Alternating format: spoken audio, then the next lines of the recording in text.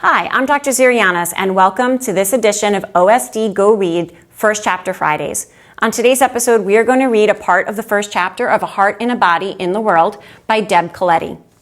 This book was called by School Library Journal a moving novel centered on timely issues. And when everything has been taken from you, what else is there to do but run?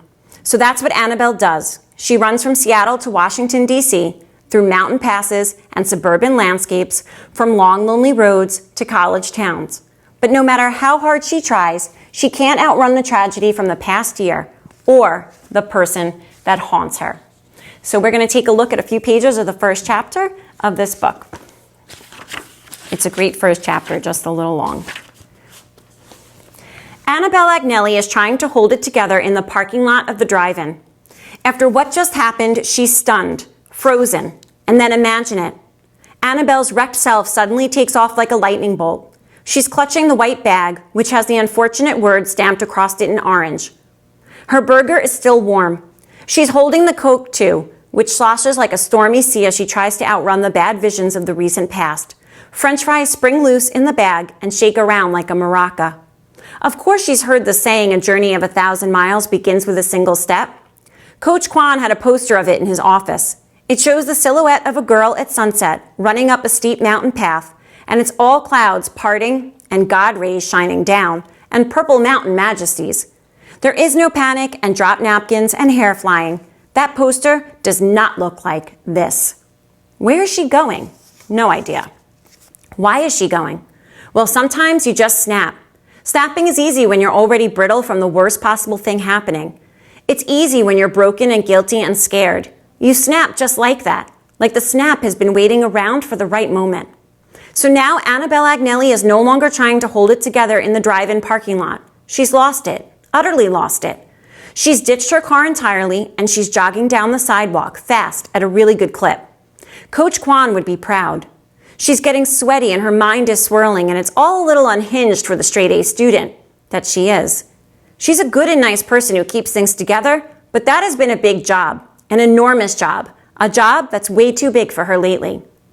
It gets worse. Of course, this is what often happens. Things get worse and worse still.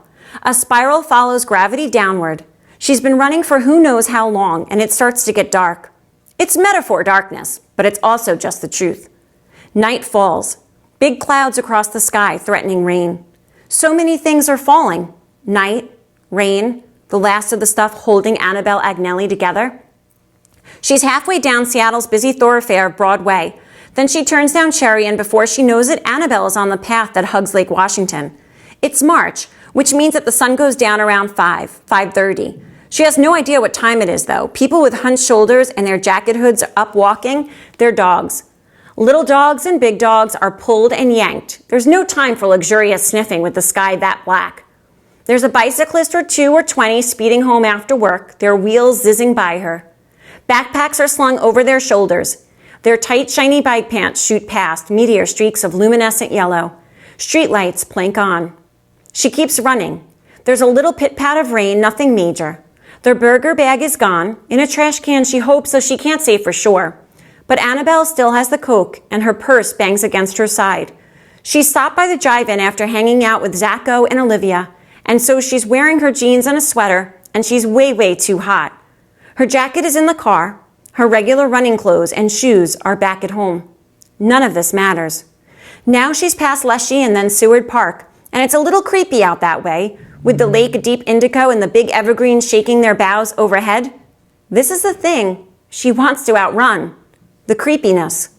Not only the creepiness of Seward Park and the creepiness that just happened at the drive-in, but all creepiness, all powerlessness, all moments where you feel your fate is in someone else's hands.